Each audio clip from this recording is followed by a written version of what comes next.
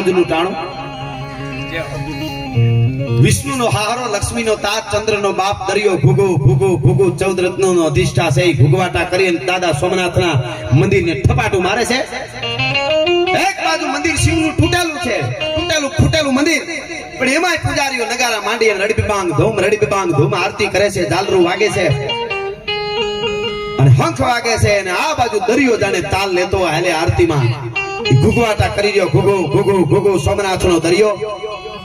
અને એમાં ઈ દાદા સોમનાથની હાંજની આરતીને ટાણે આંગળીએ 7 વર્ષના એક બાળકને લઈ, દીકરાને લઈ, અને એક બાઈ આવે છે પગે લાગવા માટે.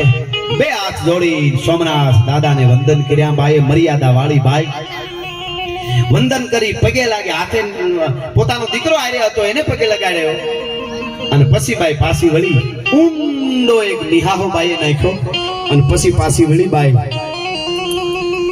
અને માના ઓઢણનો 7 વર્ષનું જે બાળક હારે હતું એને માનું આમ ઓઢણ હતું એનો છેડો પકડીને આમ છેડો તાણ્યો ઓઢણનો, અને એમ કીધું, માં દાદાને પગે લાગી લીધું કે હા બેટા લાગી લીધું ને, હાલો હવે ઘરે જાઉં.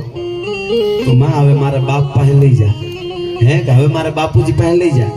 બેટા એવું ના કહેવાય, ક્યાં તારા બાપ પાસે નથી જવું, ક્યાં નથી જવું, ક્યાં છે તારા બાપ, હાલ હાલ ઘરે હાલ હાલ, તારા બાપ નથી, હાલ હાલ ઘરે હાલ. નહીં માં મારા બાપ પાસે લઈ જા. 2-3 વાર કીધું, માએ ના પડે એટલે બાળક ઉભો રહી ગયો છેડો પકડીને માના ઓઢણ. માં ઉંમર ભલે મારી નાની છે પણ તારો દીકરો છું, તારો બાળક છું. કાયમ મને ગામના છોકરા બાળકો ખીજવે છે કે તું નબાબો છો, તું બાપ વગરનો છો. અને ઘરે આવીને તને કહેતો તો કે માં મારો બાપ ક્યાં? આ આખા ગામના છોકરા બાપ બાપ બાપ કરે, બધાને બાપુ બાપુ. મારો બાપ ન હોય તેથી માં તું મને સમજાવી દેતી કે તારો બાપ સોમનાથ છે અને આપણે સોમનાથ જાવ, તેથી તારા બાપ પાસે લઈ જાય. હો આજ સોમનાથ આવ્યા ને હવે કેશો ઘરે જાઉં? તો કે બેટા જીત ન કરે, હાલ ઘરે. બેટા જીત ન કરે. કીધું કે માં તું મારી માં છો, પણ એટલો પ્રશ્ન કરું છું કે મારા બાપ પાસે લઈ જા, ન કરું ઘરે નહીં આવું. કેમ? તો મારા બાપનું નામ નથી દેતી. તારી કઈ ભૂલ છે? મારા બાપનું નામ લેવાય એમ નથી. ક્યાં છે મારો બાપ? એટલે કીધું બેટા રેવા દે, આ મંદિરમાં જો બેઠો, બસ જો બેઠો, ઈ તારો બાપ બસ. નહીં, ઈ દુનિયાનો બાપ છે, સોમનાથ છે દાડો. હું દુનિયાના બાપની વાત નથી કરતો, હું મારા બાપની વાત કરું છું.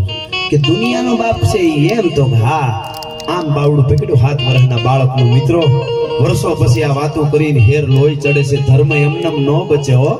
બાવડું પકડી સોમનાથના પટાંગણમાં એક પાળિયો, પાળિયાની આગળ પલોઠી વાળી બાઈ બેઠી, પાસે દીકરાને બેહાર્યો, દીવો કર્યો, પગે લાગી, 2 આહુડા પાડ્યા, અને પછી કીધું કે બેટા સાંભળી લે, રાડ્યું નાખે છે ને, સમજણો થયો તો એનો 2 વર્ષથી મારા બાપ પાસે લઈ જા. હું ન બાપો છું, ગામ આખાને બાપ હોય ને મારે કેમ બાપ નહીં? ક્યાં છે મારો બાપ ને કેમ નામ નથી લેતી?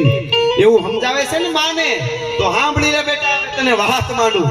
ઈ પાળિયાની સામે બેહીને દાદા સોમનાથના પટાંગણમાં દરિયાની સાક્ષીએ, સોમનાથની સાક્ષી એક બાઈ વાત માંડે છે. ઈ માં પોતાના દીકરાનું સામું કહે છે કે બેટા વર્ષ હજી 8 થયા છે, અરછીલા કરી અને ગામ પરવરિયો 22 વર્ષનો જુવાન, ઘોડા ખેલવે, તોફાન કરે, આંખની માલિકોર લાલ ટહરું પડે, ગાલ માથે લાલ ટહરું પડી ગયેલી, ઝીણી ઝીણી મૂછડિયું પણ વાય ફરકે મૂછડિયું, અને રિયણ જબુકે દંત, જોઈ લ્યો પટોળા વાળ્યું, આ તો લોબડીયાળીનો કંથ. એવો એક રાજપૂત ભાઈ હતો ગામમાં.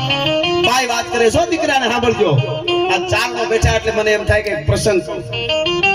બાઈ વાત કરે છે, એવો એક 22 વર્ષનો જુવાન ઠીકા મારતી આવે, શરીરની માલિકોર, ઘોડા ખેલવે, રમતું રમે, શિકાર કરવા જાય, અને ગેડી દડાની રમતનો શોખીની જુવાન ગેડી દડાની રમત પૂરી કરીને એક દી બાઈ વાત કરે, બેટા ઈ જુવાન એક દી ઘરે આવ્યો બપોર પછી. બપોરે જમવાને ટાણે ન આવ્યો ને બપોર નમી ગયા પછી આવ્યો. ફળિયામાં આવીને વિંડો રાડું નાખવા, ભાભીમાં જટ ખાવાનું દો. ભાભીને ખબર હતી કે મારો દેર તોફાન કરશે, જટ ખાવાનું દઈ દો. ભાભીમાં હળી કાઢી કે દેવજી બેસો આપું છું. તો નહીં જલ્દી આપી દો. અરે આપું છું. થાળી આપી, રોટલો આપ્યો, દહીંની તાહણી ભરી દીધી, ફલાણું જે દેવાનું હતું મીડિયા ભાભીમાં દેવા. પણ આમ શક્કર વગર ડોળા કરીને જુવાન મીડ્યો કે ભાભીમાં હું આવી અને બેહું તમારું જમવાનું તૈયાર થઈ જવું જોઈએ, આટલી વાર લાગે મને ન પહાય, તમને ખબર ન પડે? 2-4 વાર આમ ને તેમ બોલવા, બીજું કઈ નહીં, પણ એમ જ ભાભીમાં તમારે ધ્યાન રાખવી જોઈએ. મને ભૂખ લાગી હોય, હું બેહું એની પહેલા મારી થાળી તૈયાર હોવી જોઈએ. બહુ જ્યારે એમ બોલવા માંડ્યું જુવાન ત્યારે ભાભી માએ કીધું કે ઓહ જોઈ જ્યાં જ્યાં ભારત વર્ષના પુરુષ શક્તિ પરાજ થવાની તૈયારી થઈ ને નારી શક્તિ પ્રગટ કરવા વાળી કોક આવી છે ત્યારે જ શક્તિ જાગી છે. ત્યારે ભાભી માએ બોલી અહીંયા કચ્છમાં ઈ જ બોલી હતી કે એટલો બધો ફાટી ધોવાડે ગયો તોળી ઘોડી તોળી તલવાર ને તોળી નાર લેતો આવ્યો કાઠિયાવાડમાંથી તને ખબર પડે. તમે જુઓ તો ખરા ને ઈ કઈ જેવો તેવો નહીં હો. ગમાણીમાં ડાયાભાઈ હતાણો તો ને ઘોડી ભડકી અને આવડી મોટી જે મેખ હતી એ નીકળી ગઈ એ અંધારામાં આવીને ખોડી ગયો અહીંયા હાથ ફરવી કોક માણસ. અને પ્રસાદ આખી વાત નથી કરતો આપ બધા જાણો છો એટલે પ્રસાદ વિધો ને પછી જોવા ગયા ને ખોડી કોકે જઈને કીધું એમાં સાસતિયાજી પોતે આવી આ લે આ કોણ આ જુવાન કોણ એ હાથમાં મસાલ ને અંજવાળે આમ જોયું પણ તા તો મોટી મોટી આંખો ને મોટી મૂછું કેરીની ફાડ ફાડ જેવો શેરો કચ્છની ધરતીનો કાળો નાગ હો.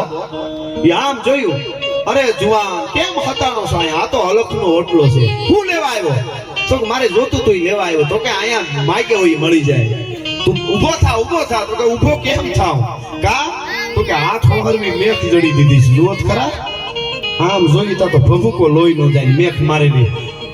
સાસતિયા દરબાર તોળા દેતો ને ત્યાં ઓરડે સાંભળતા હતા કોણ હશે એમ.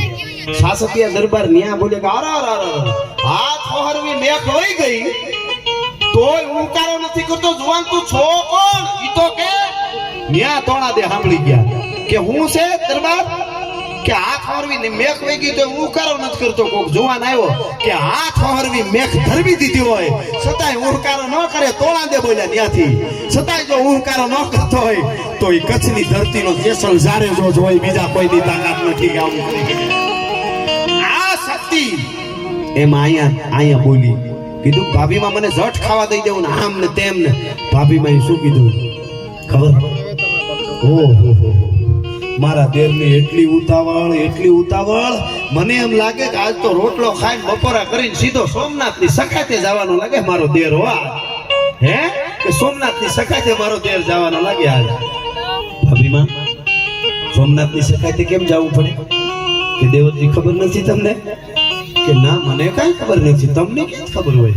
ઘોડા ખેલવા શિકાર કરવા ગેડી દડે રમવું મોજ મજા તોફાન કરવા કોકને હેરાન કરવા ભાભી માને આવી જટ ખાવા દો હેરાન કરવા રોટલા બગાડવા ઈ તોફાન કરવા શિકાર કરવા ગેડી દડે રમવું ઈ શબ્દમાં એને નતો વાંધો પણ રોટલા બગાડવા ઘરે આવીને કીધું ને ઘડીક પહેલા બાલિસ્તા મોઢા ઉપર હતી 22 વર્ષના જુવાન ને બાલિસ્તા વઈ ગઈ અને ફરકાંત ભુજ ધરકાંત અંગ ઉર રામ રામ ઉલટે ઉમંગ અને એટલું કીધું ભાભી માં મારો હક છે તમે ભાભી માં એટલે માં હું દેર એટલે તમારો દીકરો માં પાસે દીકરાને લાડ કરવાનો હક છે એટલે હું કાયમ કહું ભાભીમાં મારી માં નથી આ જીવતી એટલે ભાભીમાં હું માં માનું છું એટલે દીકરાને લાડ કરવાની છૂટ હોય પણ તમે એમ કહેતા હો રોટલા બગાડવા ઘરે આવીને એટલે શું તો હવે મને માંડીને વાત કરો કે સોમનાથની સકાતે શું કામે જવું પડે અને તેથી ભાભીમાં એ કીધું તો સાંભળો દેવર આફ્રિકાના જંગલમાંથી નીકળેલો ટેકારી નામનો અજગર શિકારને ભરડામાં દે એમ ભારત વર્ષના સનાતનને ભરડામાં લેતા દુશ્મન દળ ઉતર્યા છે આ લઈને આ તિથિએ સોમનાથ દાદાને મંદિરને જફરખા તોડવાનો છે તાકાત છે તો જાઓ નકર ઘોડા ખેલો અને મજા કરો.